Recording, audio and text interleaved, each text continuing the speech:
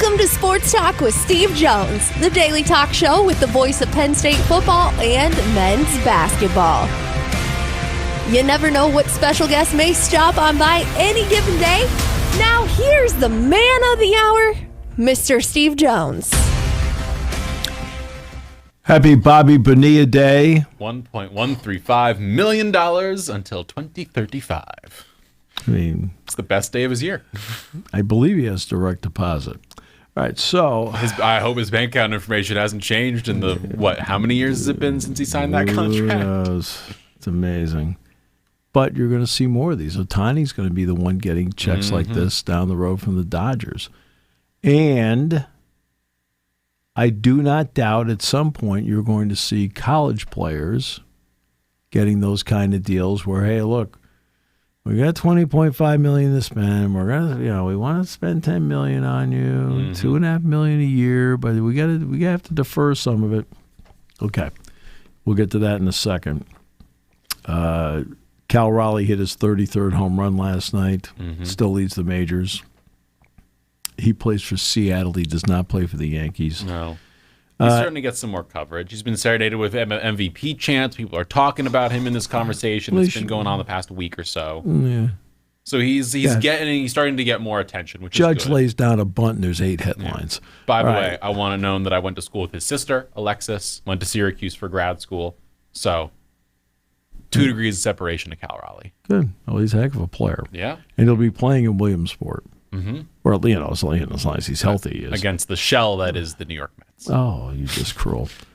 SGA in Oklahoma City, max deal, super max deal, $285 million. 4 years, $285. It averages out to $71.25 million a year. It is the richest average annual value contract in NBA history. And this leads us into NBA free agency conversation. D'Angelo Russell goes to the Mavs, $13 million. Well, let's start with SGA real quick. Yeah, so he's good. He got a supermax. Got a supermax deal. There's no need to really analyze it further than that. It's a large sum of money, and then we move on over to. But that's also, but also is in the collective bargaining agreement that you can do that. Yeah. And he's getting the amount of money that he probably deserves, like MVP.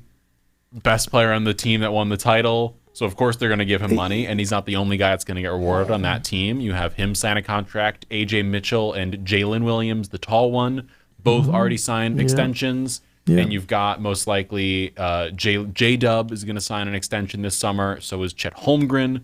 So everyone's getting their deals in for the Thunder. So they've got another year or two, and then all of a sudden it gets expensive. But if you're them, they've got the infrastructure built up where they have 15 players on a roster, and they're still only going to be a tax team this season. Is their first year they'll be in the tax. Last year they weren't a taxpayer because they didn't go over the cap, which is crazy. Yeah.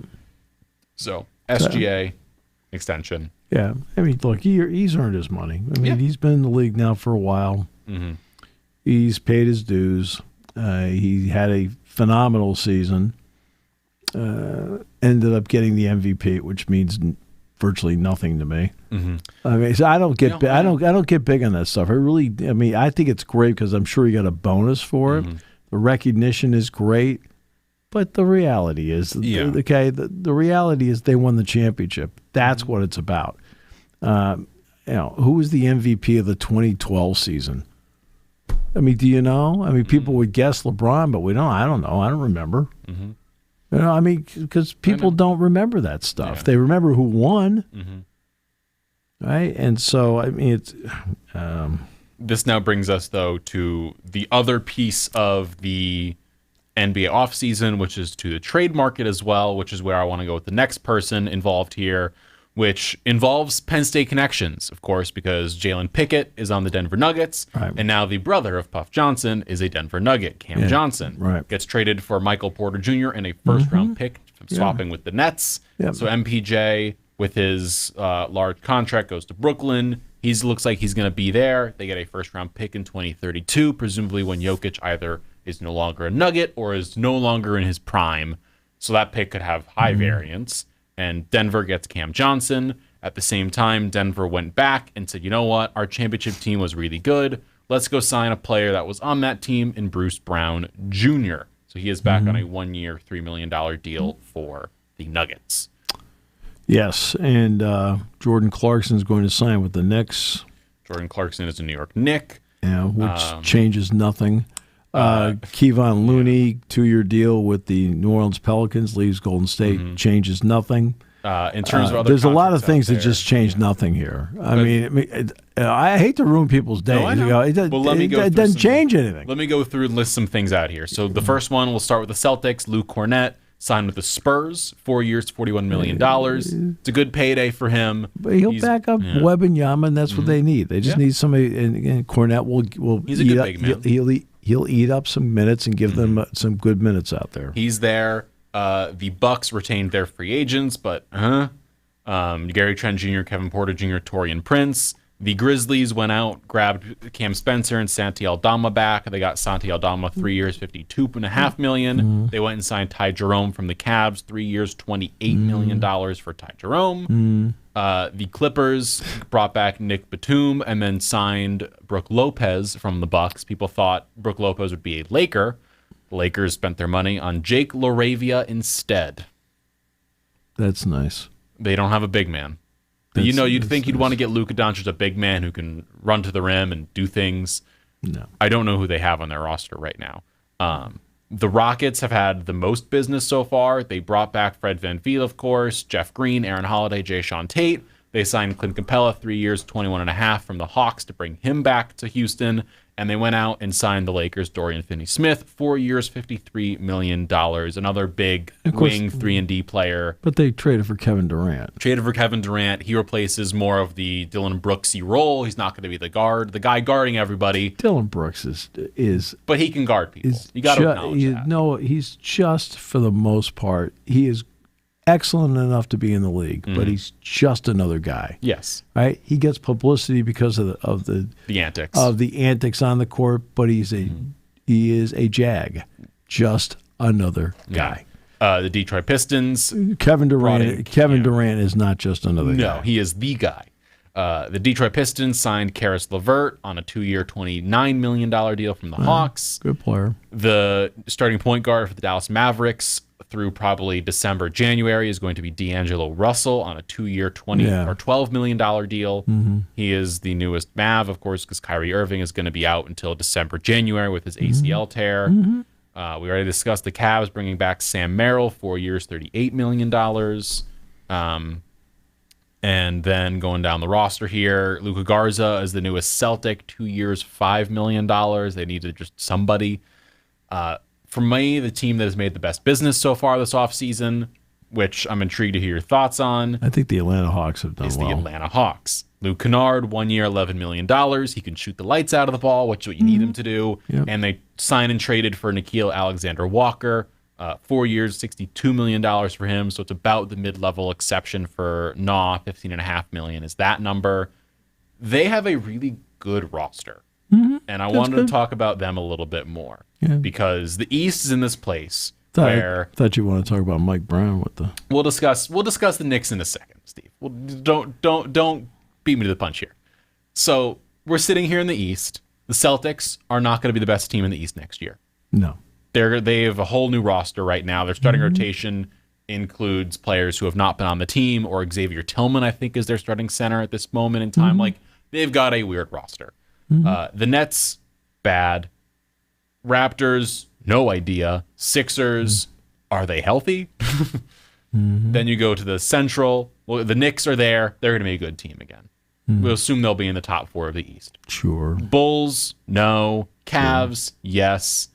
Pacers, Halliburton's hurt. That is a whole toss-up to make. They could go. They're going to be in the playoffs, but where, we don't know. The Bucks, is Giannis there? We don't know. The Pistons should be, again, a good team, but Then you've got the Magic, again, should be a good team, but we don't know. Hornets, no. Heat, no. Wizards, no. So you think there's a power vacuum in the East. The Cavs are there, and the Knicks are there. Who else can join them in that top 3, top 4? We give you the Atlanta Hawks. They have Trae Young, Dyson Daniels, Jalen Johnson, Kristaps Porzingis, Onyeka Okongwu, Now they add in Luke Kennard, Nikhil Alexander-Walker. They have Zachariah Risache, of course, the number 1 pick last year. They drafted Asa Newell out of Georgia. So you add him into that group. And you've got guys, whether it's a Vit Krejci or Kobe Buffkin, who can end up playing a role on that team as well. But they're 9 players deep, 9 strong rotational players on that team.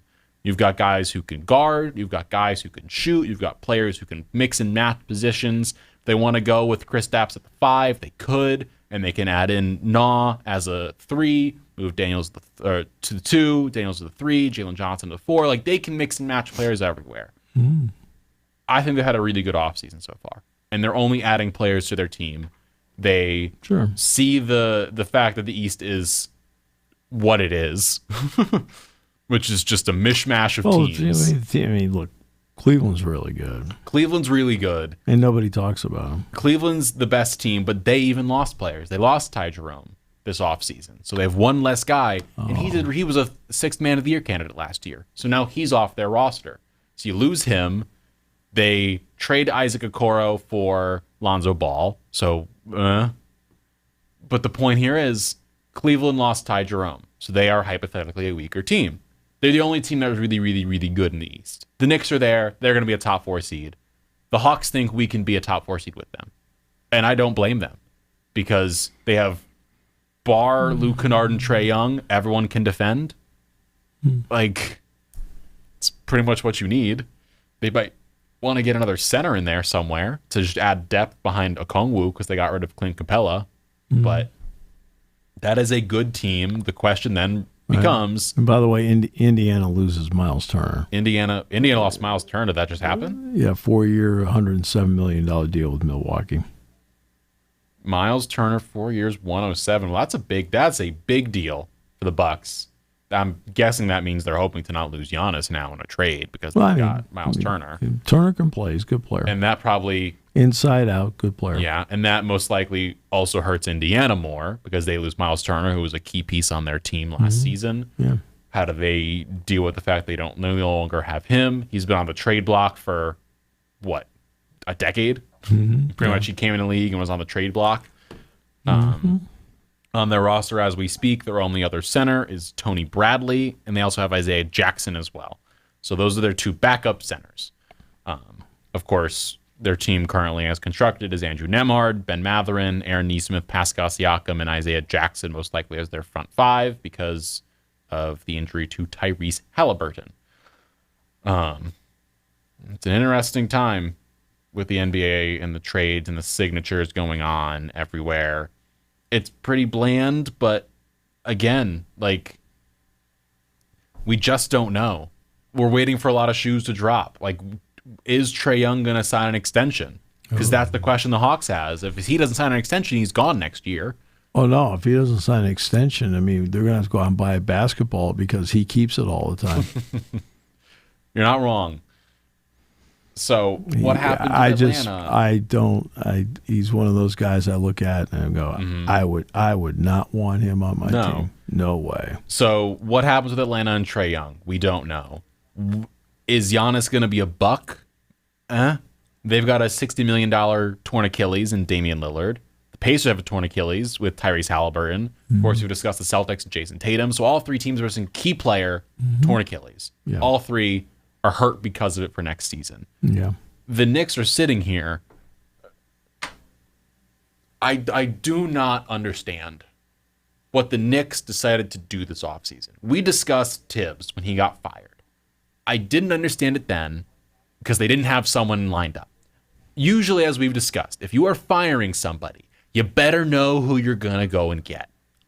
The Knicks have tried to sign like 7 people. I've tried to say that 1,000 times to people, and they're like, no. I said, if you're going to do something, you better have an idea of who's next. And the Knicks have gone through a whole host of people. The 2 who seem to have reached the furthest so far in the Knicks coaching search is, of course, we've discussed, Mike Brown is looking like the main person the Knicks have been interviewing so far. He has reached his 2nd interview with the Knicks. I would like him to be the coach. There's also rumors of Taylor Jenkins, the former Grizzlies coach, and Minnesota Timberwolves assistant Mike Inori. But at the same time, the Knicks are also interviewing Dawn Staley. They reached out to South Carolina to try and interview her. I just don't know what the Knicks are doing.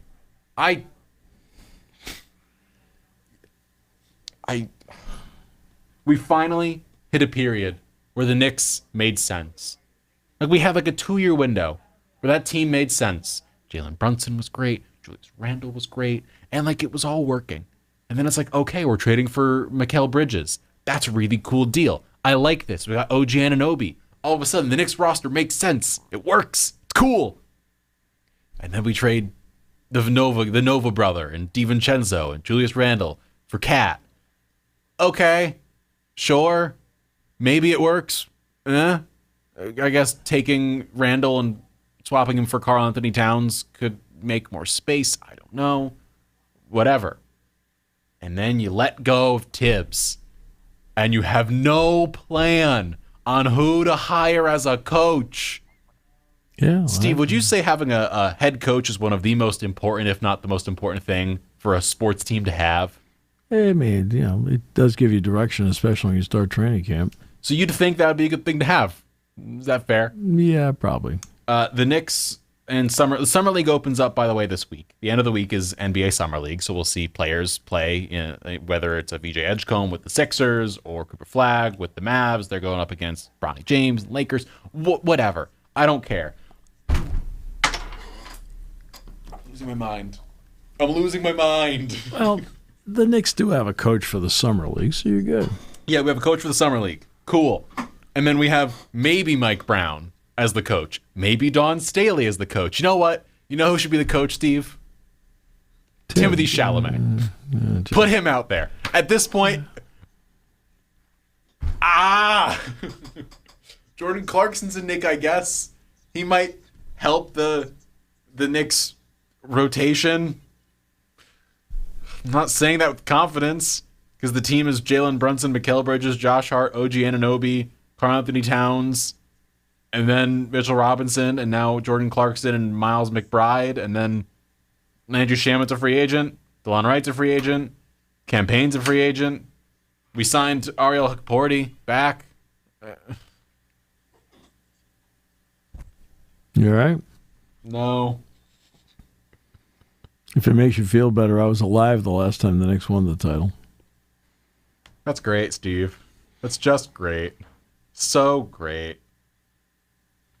The Milwaukee Bucks are waiving Damian Lillard and stretching the remaining $113 million on his contract in order to acquire Miles Turner. Lillard is no longer a Milwaukee Buck. Well, that is gigantic. But again, he has an Achilles injury, so Yes. it's... His 113 will be stretched over the next 5 seasons, which leaves their future draft assets untouched, meaning they no longer have to trade him and get draft assets for him to get off his contract. He is going to be waived, which is, you never see players waived with this much money left. Okay. That's a lot. Yeah. 2 years, $113 million. But look, this is the NBA. Okay? Yeah. This is the NBA. Right? And any move that is made is always an Armageddon move. The Bucks got Lillard. They are unstoppable. No, they've pretty much been treading water. Paul George, we got Paul.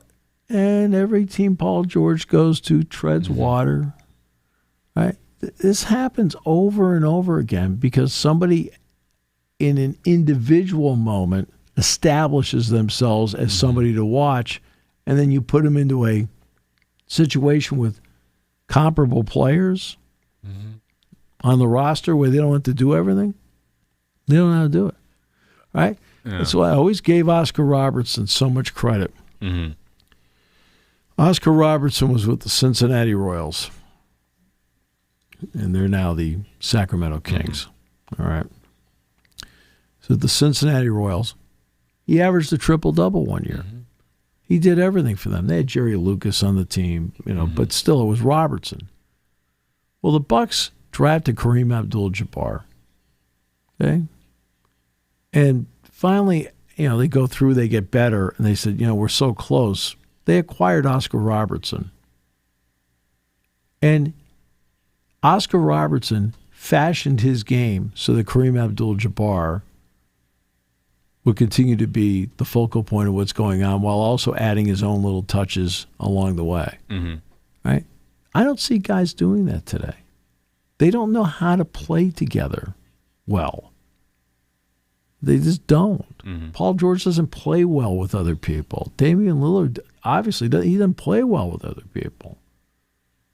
Right? That's an issue. Mm-hmm. And this is every time a quote star that ESPN designates as a star. Meanwhile, I'm sitting there going, "Good player, like good player." I mean, that's not a bad thing, right? But like people they designate as stars, I don't. Mm-hmm. Okay? I don't, and but so they're going to waive him. And guess what? He'll go someplace, and I think by the end of next year, he'll help somebody, right? But he's got to craft his game now, especially coming off this injury, where he is a facilitator and not a primary scorer. He should be a facilitator, a three-point shooter. He should not be the primary all the time, handle the ball, because he can still shoot the lights out of the ball. We've seen that for years, and he doesn't jump a lot. His jump shot is not big. He's pretty, like Steph Curry, they are pretty flat on the ground when they're shooting. They don't really get a lot of height in their shot. Well, they just make separation in other ways. Right, but how is his jump shot? Yes, with the injury. By the way, the Knicks did do business while we were talking. Free agent center Gershon Yabusele has agreed to a 2-year, $12 million contract with the Knicks, so he moves from Philadelphia on up to New York. So, yay, we got Yabusele. Cool. There are a lot of people in Philadelphia that didn't even know he played there. Yeah. Well, he was good for them last season. He was one of the few bright spots for that team because they were just a dumpster fire roster. Nobody was watching that team. I know. That was the point, though, is they were terrible, and he was the only good player. Jared McCain was good until he got hurt. Maxey was good until he got hurt. That was it. But to their credit, they've got the, they've got their plan. They do. I want to bring up something else, Steve, if I may. Speaking of free agency and speaking of player signings and stuff, Chelsea FC, soccer team owned by Todd Bowley and the same group that now is going to be buying the Lakers, TWG, with Mark Walter. Right. Chelsea keeps signing players, and they keep signing players, and they're signing more players. Yeah. To the point where they almost have too many human beings. Like, you think I'm saying this in a joking way. No. They could field 3 full teams, like actual Premier League teams with how many players they have. In a year and a half, they have spent $700 million to build the team. $700 million. And they are doing what we have seen baseball do since like Pujols, where they're assigning everyone to long-term contracts. They're set to sign a player from Brighton, Joao Pedro, who they're going to sign on a 7-year deal until 2032. Right. I saw Pedro play a couple years ago. He came with Brighton to the U.S. to play for one of the Premier League Summer Series games here in the U.S. I saw him in Lincoln Financial. Incredible player. So now he's going to Chelsea. And they just keep signing players. And at what point does a team have too much? Like, they have maybe 8 players per position, especially up front, where they can only play 3 guys at a time. Right. Like, let's say you were to go and you're with the State College Spikes, and they have 13 starting pitchers. Is that too many? 13 starting pitchers. All should be the first or second guys on that team. Not too many, Steve? Probably. Yeah. But look, this is the way people spend money. Like he owns the Dodgers, he owns Chelsea FC, he now owns the Lakers. Must be nice to have that much money. It's unbelievable. Like Josh Harris owns the Devils, he owns the Sixers, and he owns the Washington Commanders. So he's got the East Coast covered. But it's amazing how much money they spend. Yeah. But the big story on money is not the NBA. It's not Chelsea FC. Today is the first day for the rest of our lives of court-mandated athletes being paid. Before we get there, on college campuses, real quick, Dolphins are signing Darren Waller. They're trading with the Giants for him. He's coming out of retirement. They're trading a 6th. The Giants get a 6th for Miami for Waller and a conditional 7th. So Miami has their new tight end. So they get 2 picks for a guy that wasn't going to play for him. Yep. Yeah, that's clever. It's pretty good. So July 1st is what day, Steve? Well, today's the day that the $20.5 million kicks in. They officially start paying players. Plus, the current players that have been here who are older are getting back pay as well as part of this settlement. And now you're going to have this commission, and there's going to be somebody that is going to want to push the envelope on this. Is a university paying $20.5 million, or are they paying 23 trying to get an advantage? No deals over $600. Deals over $600. Okay. What if I put together 100 $500 deals for you? I don't know if it's possible, but what if I do that? That's $50,000. You're going to have people trying to figure out ways around this because that's the way college sports works. Now, the basic breakdown is going to be about 75 to 80% of the money is going to go to football, right in that neighborhood. 10 to 15% of the money is going to go to men's basketball. Maybe 5%, maybe, goes to women's basketball. That's a big maybe. And then after that, it's among everybody else.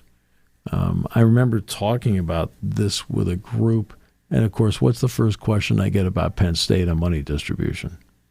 What's the first question? Well, what about our wrestlers? Like, okay, sure, but you've got to think about this as a business, because this is now an absolute business. Okay? Wrestling wins. Women's volleyball wins. Men's ice hockey wins. Okay? But what do the three also have in common besides winning? They don't make money. Right. They don't turn a profit. Okay? So I'm not going to play the semantics game that people want to play. We've already discussed it enough. They're revenue producing. Stop. Okay? Don't be a jerk. Okay? If Kyle and I buy 2 tickets to see Dartmouth men's basketball play, they produce revenue that night. Oh, by the way, the expenses to put the game on, our 2 tickets don't even make, okay, at all. So they don't turn a profit. They don't turn a profit, right? So that's why you invest in football, because that turns the biggest profit of all. You invest in men's basketball because that has the next best chance to turn a profit, and has been, right? And then you go from there. That's why you're seeing, because the college football playoff controls the money there, the one area the NCAA controls money is men's basketball. And that's why you're seeing, hey, let's go to 76 teams. Can we work out a TV deal where we can make up for some of the settlement money? Starting next year, not this year, but next year, everybody's going to be allowed to go to a 30-second game. What does a 30-second game do? It generates revenue, okay? And it generates revenue for smaller schools. For example, you're going to get, let's just pick one. Lafayette's going to come here. You're going to get a guarantee of $50,000. Okay, here's your guarantee. And I'm just picking out numbers here. You're going to get $50,000, okay? I remember St. Francis played its opening game one time at Michigan State. Well, they didn't go up there for their health. They went up there for the guarantees. Okay? And one of the reasons the Big Ten went to 20 games before they expanded was because you had, let's just take Albany. Hey, why don't you come here to Penn State? We'll give you $50,000, right? Then they call you back about 2 weeks later and say, hey, by the way, there's an offer on the table from Iowa to go out there for $75,000. Mm-hmm. Can you guys top that? Mm-hmm. They're like fighting back and forth over it, right? Getting to negotiate. Well, Big Ten went to 20 games. Well, that knocked out 2 of those, right? And so that's, but that's where the NCAA part can make up for cash is on the men's basketball side. Mm-hmm. No offense, they're not adding, with all due respect, they're not adding to the NCAA women's volleyball tournament. They're not adding to the baseball tournament. They're not adding to the wrestling championship. Why? Because it's a losing proposition. Okay, that's you got to go with what you can get, which then benefits everybody. So that's why when you're talking about money distribution, women's volleyball wins, awesome. Wrestling wins, awesome. I don't care how much money they lose as long as they're winning. It doesn't matter. Mm-hmm. I've actually had wrestling fans say to me, I'll pay more to go. Like, no, that's not the object here. Mm-hmm. Okay, the object's to fill the building. Mm-hmm. Okay, it's not about, okay, there's no way in heck they can make money. Mm-hmm. You can't. It's as we've discussed and has been talked about, the TV deals are what make the money. Right. So football, basketball. Right. But in other words, but because of the TV deals, the way they're structured, for example, if Penn State wanted to farm out its non-conference wrestling meets to flow wrestling, Penn State could make a lot of money. Mm-hmm. But because of the TV deal, which includes BTN, Penn State can't do that. Mm-hmm. Can't go out and put together a separate team. You already have, BTN is your outlet. It's already signed. Okay, they've got the rights to it. And so in other words, that's because they could make a lot of money. Hey, Penn State's going to wrestle Lehigh. It's going to be on Flow Wrestling. You don't think they would? There'd be people clamoring to watch it, but they can't do it because of the TV deal. So that's where we are with July 1. Back pay kicks in. I think it's like $13,000 a year, something like that. There was a lawsuit, Title IX suit. Some thought it would delay back pay, and it turned out it did not. And look, all those deals we're talking about. The defensive back who went down to Miami, Minka Fitzpatrick. No. Oh, the college player. Xavier Lucas, I think. Mm-hmm. Right. He left Wisconsin, and Wisconsin's suing Miami over it. And I don't know what his deal. I think it was a 2-year deal. Mm-hmm. Supposed to kick in today, and then he transferred. Okay. Well, I mean, that's.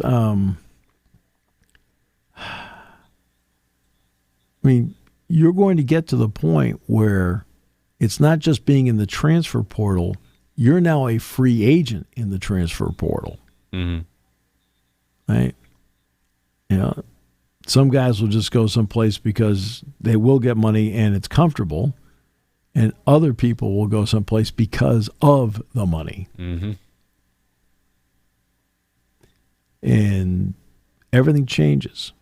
So you're going to have the first time somebody has a collective deal, and I believe Georgia disbanded its collective today.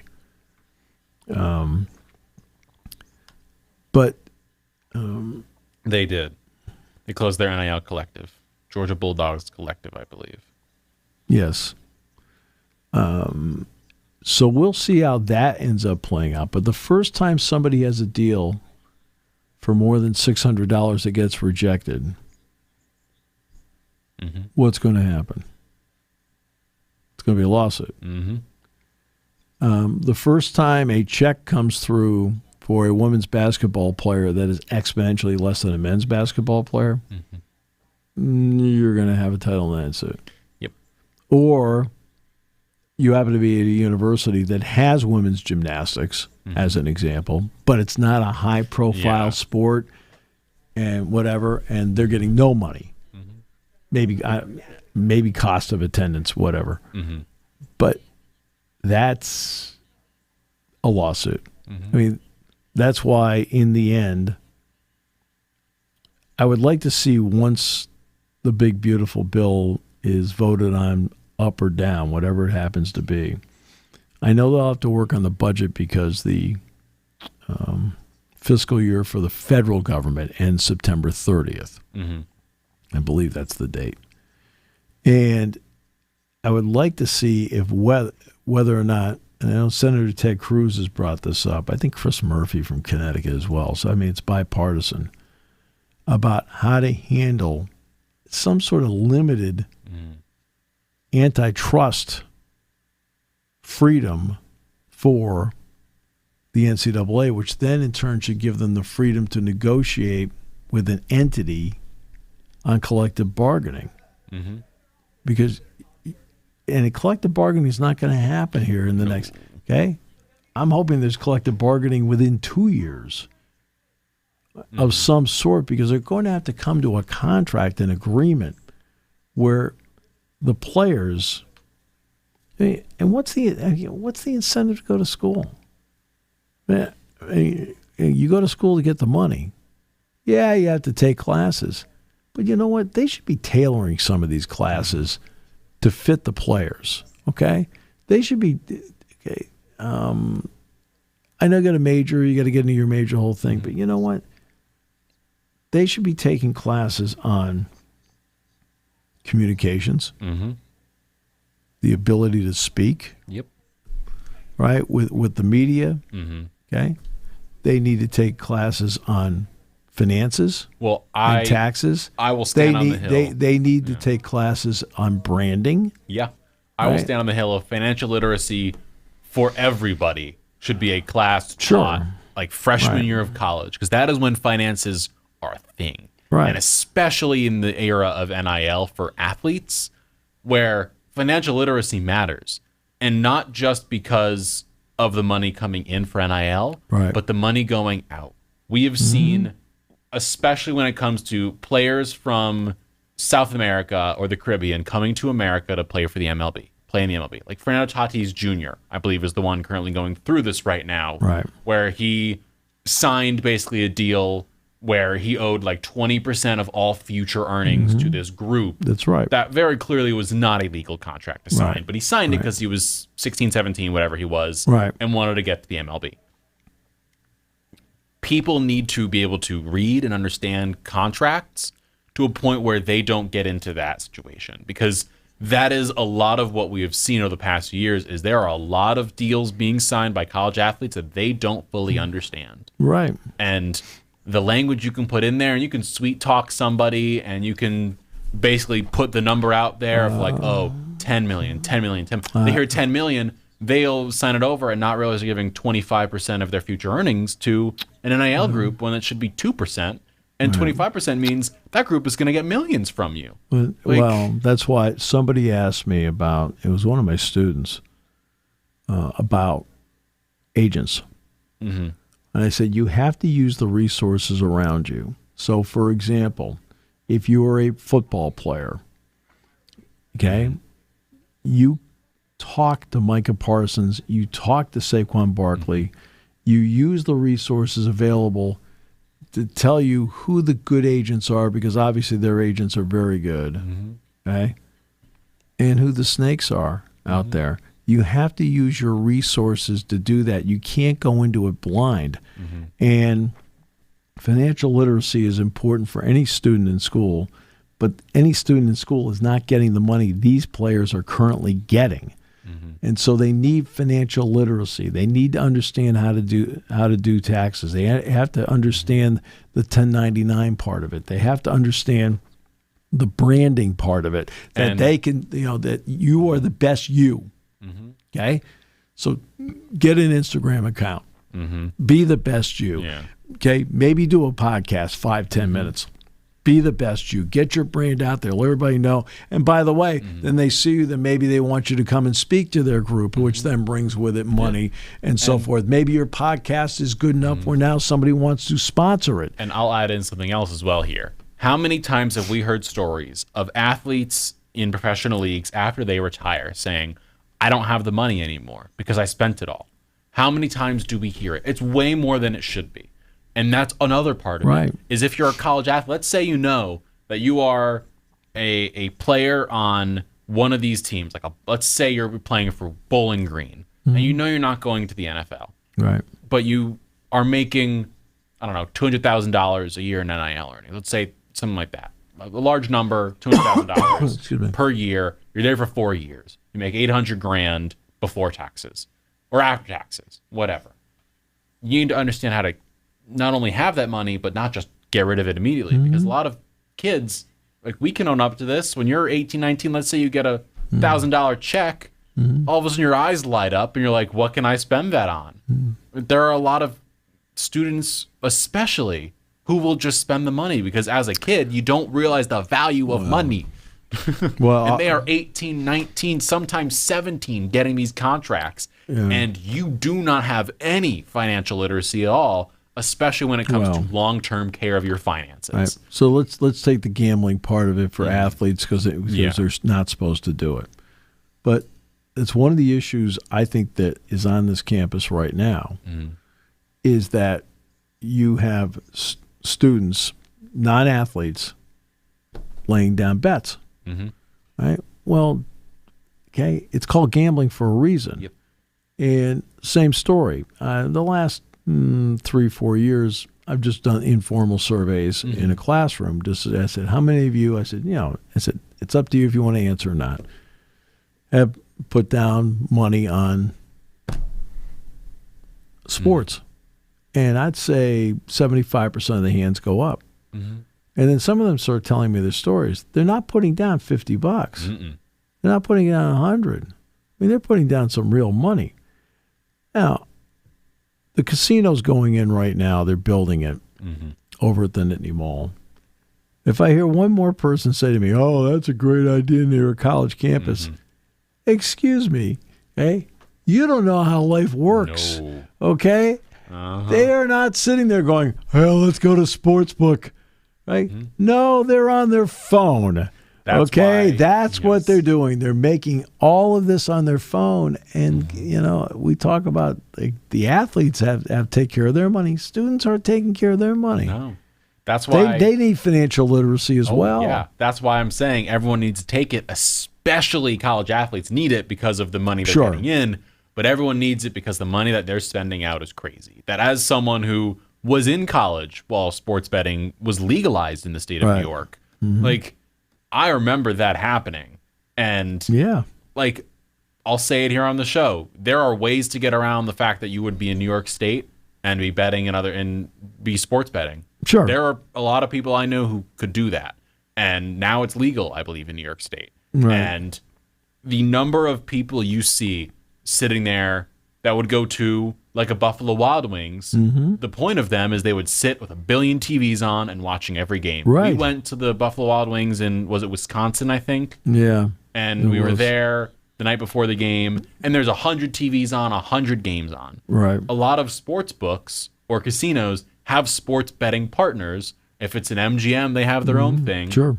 And they now in these Vegas casinos have lounges set up where it's just a billion TVs and a bunch of iPads. And you can sign into your account and do what you want and get a little tipsy and starts betting on all the different billion games on. There's a horse betting thing here. There's third division of the Premier League over there. Right. There's cricket on this screen. Women's rugby in Australia on that screen. Oh, I know. It is everything because that is the big way these things are going on. So would it surprise me if a sports book comes in and signs a deal with a casino here and then makes there's a bunch of TVs? I think there is. I think there's going to be a sports book here. And that's where the students are going to come in, where all of a sudden these kids are betting a lot. And what happens when students, let's say what happens when a Penn State student is betting right here in State College. Right. What happens then if he goes and he sees let's say it was last year, and he sees Ace Baldwin and says, "Hey, I bet the over on you hitting 30, getting 35 points. Yeah. You got 33. How dare you?" Like, no, I know. What happens? Look, that's already an issue. Yep, that's already an issue. Was it? Trying to think. Scotty Scheffler at the U.S. Open when he was talking with everybody was talking about if he doesn't do something that as he's walking along the gallery, if some fans will mention it to him. So he's well aware, like, because you can bet on crazy things. The prop bet thing is just insane. Prop bets is where the problems are coming in, where you can bet on anything and everything. It's no longer just, is the team going to win the game? How much are they going to win it by? Like, it's no longer just that. It is now you can bet on, like, the Super Bowl. Forget it. That's a whole... That is where prop bets go to die, is you can bet on the over and under of how long Mariah Carey's going to sing the national anthem for. Yep. Like, you can do some crazy stuff. And you see it where the Malik Beasley thing, it's over the number of rebounds he got in a game. Yep. That's where the problem comes in. And it's just like, you can bet on everything now. And there are a lot of monitoring going on of the prop bets because that's where the issues come in. Wow. But the fact that you can do this is... And look, they're looking out. I give the people who monitor this a lot of credit. I keep going back to the Alabama head baseball coach. Yes. And on a Friday night, he didn't throw his number one guy. He threw somebody else. It was against LSU. And yet they tracked down the bet that was made at Great America Ballpark, not in Birmingham, Detroit, but in Cincinnati, where the bet was made. Right? And, you know, the Iowa State thing, all those players were put in there, and they were using their mother's maiden names and so forth, which, by the way, I didn't know. What do you mean you didn't know? Okay, if you didn't know, why did you use your mother's maiden name? I'm like, you knew something. You were doing wrong. So they have the ability, not perfect, but they have the ability to find those issues. But look, it's the money part of it is more. It's more than ever. And when you look at what are they doing at Beaver Stadium? Yeah, they're investing $700 to $750 million. Not only just in the infrastructure of it, but obviously in building that with the idea that between the luxury suites, the conferences they can have and so forth, they can make more money out of that building. That's what they're doing. Plus, I mean, look, the comfort for the fans will be, incredible. That'll be incredible. I mean, hey, I sat on the aluminum bleacher for years. Now I'm sitting in a chair. Oh, okay. I drove by the way, for the first time. Like, I actually got close to it in a while. Like, I actually got to drive by and see it all. It's really cool looking. Do you see the ramps they're putting in? I saw the ramps being put up. I saw the big old ramps getting in there. I saw a bunch of where the new stuff was being put in, where the press box used to be. Rest in peace. Yeah. It's interesting to see. By the way, Chris Wheeler, he said, when the press box came down, he says, was there a touch of sadness, Steve? Or he said, or did you feel the same way when I saw them blow up the vet? I said, the vet. I said, there you go. Have a good one. By the way, do you want to hear something fun? So, per Chris Haynes of Yahoo Sports, Giannis is unhappy. The Bucks released Damian Lillard. Giannis, an hour ago, posted on Twitter, no one knew what this was about, said the word mood. And it was a photo of, I believe that's Brooke Lopez from the NBA title, saying, I don't know what's going on right now, man. And I'm assuming he knew at the time the Bucks had not re-signed Brooke Lopez, were waiving Damian Lillard, and got Miles Turner. So Giannis is just having a fun time right now. Is what he's doing.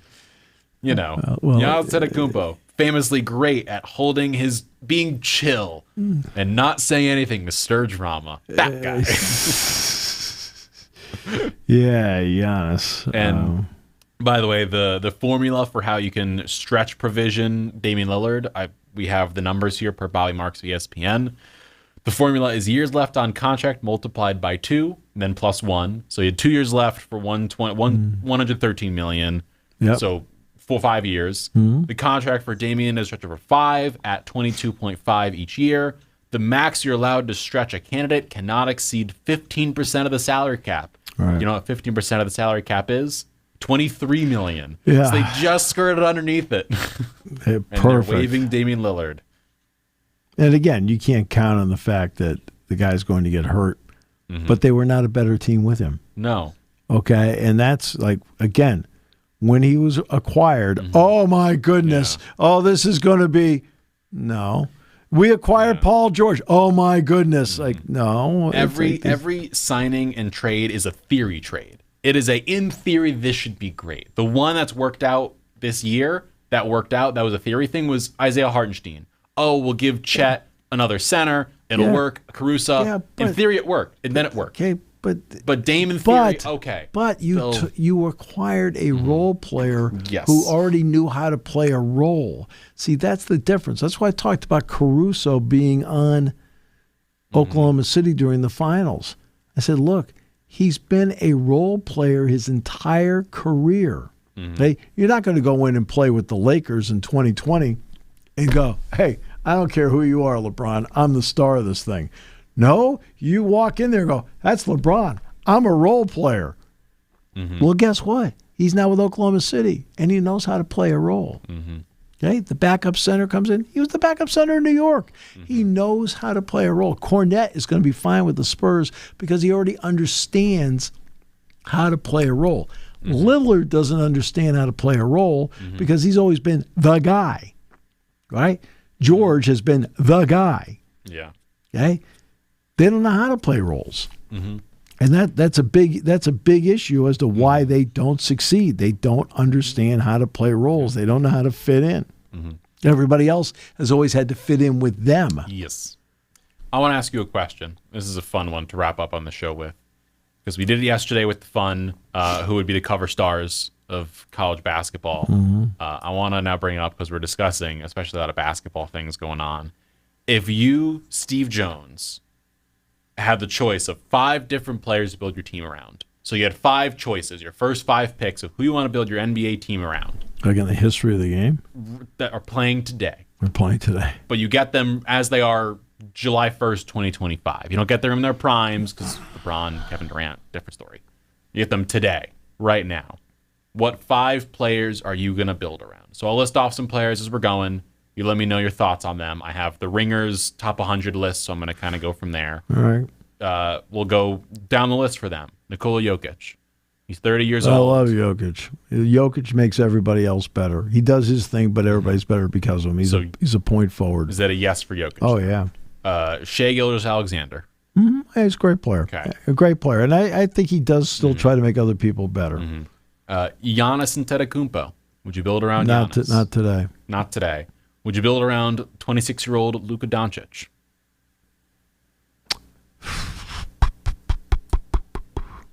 He has incredible defensive limits, and he's not in shape. So no. Would you build around 37-year-old Stephen Wardell Curry? Yes. Okay. So I still think he's got so much to give. Would you? That's 3 players then on our list. Would you build around 23-year-old Anthony Edwards?